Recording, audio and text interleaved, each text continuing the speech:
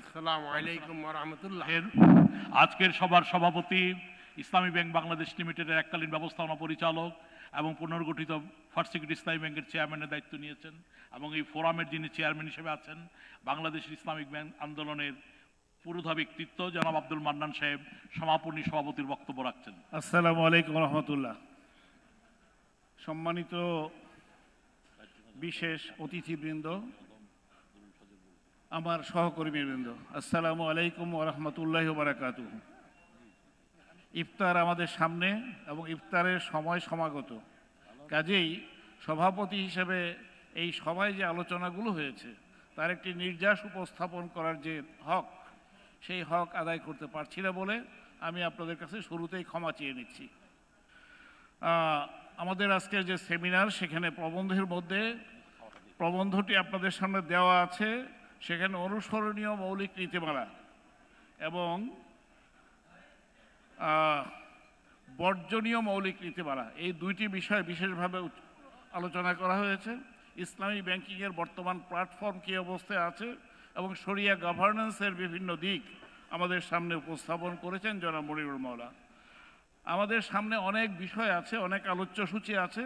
আমরা ইতিমধ্যে কিছু জিনিস পেয়েছি এবং কিছু জিনিস বাকি আছে। আমরা দীর্ঘদিন থেকে দাবি করছিলাম বাংলাদেশ ব্যাংকে একটি ইসলামী ব্যাংকিং ডিপার্টমেন্ট চালু করতে হবে। আমাদের সেই দাবি আলহামদুলিল্লাহ পূরণ হয়েছে এবং রোজার দিনে আমরা সেজন্য বাংলাদেশ ব্যাংকের প্রতি কৃতজ্ঞতা জানাই। বাংলাদেশ ব্যাংকে বর্তমানে একজন ডাইরেক্টরের নেতৃত্বে একটি ডিপার্টমেন্ট খোলা হয়েছে, ইসলামী ব্যাংকিং ডিপার্টমেন্ট, যেটা আমাদের বড় ধরনের একটি দাবি পূরণ করবে বলে মনে করি এবং আমরা আশা করি ভবিষ্যতে, অদূর ভবিষ্যতে সেখানে একজন ডেপুটি গভর্নরের নেতৃত্ব দেবেন এই ডিপার্টমেন্টের, ইনশাআল্লাহ। তাহলে এটা আরও আমাদের দাবিগুলো আরও ভালোভাবে পূরণ হবে। এখানে অনেক কথা হয়েছে। মাহবুব ভাই বলে গেছেন ইসলামী ব্যাংকিং ধর্মীয় অনুভূতি ব্যবহার করে কিনা। আমরা শুধুমাত্র এখানে একটা শব্দ বলে রাখি, না, যারা করেন তারা জনাব আবু নাসেরের ভাষায় তারা কিন্তু ইসলামী ব্যাংকে কাজ করে কিন্তু একটা ভয়ানক অবস্থা তাদের জন্য করছে। আমি মনে করি আমরা যারা এখানে একত্রিত হয়েছি, আমরা সচেতনভাবে ইসলামী ব্যাংকিং মান্য করার জন্য পুরোপুরিভাবে জনগণকে শুধুমাত্র সুদমুক্ত করা নয়, বরং মাকাসিদের শরিয়ার আলোকে ইনসাফ ভিত্তিক একটি সমাজ কায়েমের জন্য ইসলামী ব্যাংকিংয়ের যে মৌলিক দায়িত্ব, ইনক্লুসিভ ব্যাংকিং, যারা টাকা ডিমান্ড আছে কিন্তু পেমেন্টের ক্যাপাসিটি নয়, তারা আধুনিক প্রচলিত অর্থনীতির দৃষ্টিতে তারা ইকোনমিক বিং নয়, কিন্তু ইসলামী অর্থনীতি, ইসলাম সকলকে, যাদের সামর্থ্য নাই ক্রয় করার, তাদেরকেও ইকোনমিক বিং মনে করে এবং তাদের চাহিদা পূরণ করাটাকে সমাজের দায়িত্ব মনে করে, ইনস্টিটিউশনের দায়িত্ব মনে করে, সরকারের দায়িত্ব মনে করে। সেদিক থেকে আমরা জনগণকে মুক্ত করার জন্য ইসলামী ব্যাংকিং দাঁড়িয়েছে এবং অনেক অর্থের মধ্যে দাঁড়িয়েছে। ইসলামী ব্যাংকিংয়ে বড় পুঁজিপতিরা শুরুতে আসেন নাই, ছোট ছোট বিনিয়োগকারীরা উদ্যোক্তা হিসেবে এসছেন। এই ছোট উদ্যোক্তারা একটা পর্যায়ে যখন 2011 সালে 2% চালু করা হলো, 2% না থাকলে বোর্ডে বসতে পারবে না, তখন এই ব্যাংকের যারা অত্যন্ত নিষ্ঠাবান পরিচালক ছিলেন, যোগ্য পরিচালক ছিলেন, যারা 25,000 টাকা 35,000 টাকা আপনার শেয়ারের ভিত্তিতে শাহ আব্দুল হান্নান, কমর আতাউর রহমানের মতো লোকেরা ব্যাংকে নেতৃত্ব দিয়েছেন, সাইদুজ্জামান ব্যাংক এশিয়াতে নেতৃত্ব দিয়েছেন। এই নেতৃত্ব থেকে আমরা এই নেতৃত্ব হারিয়ে ফেলেছি। আমরা দাবি করি এই ফোরাম থেকে যে এই 2%-এর ধারণা থেকে বেরিয়ে আসতে হবে। কেউ 10% শেয়ার কিনুক, আমার আপত্তি নাই, কিন্তু ব্যাংকের বোর্ডে বসার জন্য 2% কোনো শর্ত হওয়া উচিত নয়। এই বিষয়টি আমরা আইবিসিএফ থেকে খুব সিরিয়াসলি অনুভব করি। আমরা ফিউচার ইসলামী ব্যাংকিং, বর্তমানে আমরা সংকটাপন্ন একটি অবস্থার মধ্যে আছি। এই সংকটের মধ্যেই আমরা এখানে বসেছি এবং এই যে বসেছি, এটা আমাদের এখান থেকে একটা ঐক্য এবং আমাদের নিজেদের যে সামর্থ্য, সেই সামর্থ্যকে সংহত করে যাব আমরা আজকের ইফতারের সামনে, ইফতার মুখে নিয়ে। আমাদেরকে আমরা যা হারিয়েছি সেটার জন্য আফসোস করে লাভ নেই। আমাদের কেল্লা বিধ্বস্ত, সেখানে আমরা নতুন করে আবার নিশান উড়াবো ইনশাআল্লাহ। এবং আমি দেখছি, আমি এই অল্প 7 মাস আমি দেশে আছি, 2016 সালে রেখে গেছি। ইসলামী ব্যাংকিং কনভেনশনাল ব্যাংকিংয়ের চাইতে সব দিক থেকে অ্যাহেড ছিল।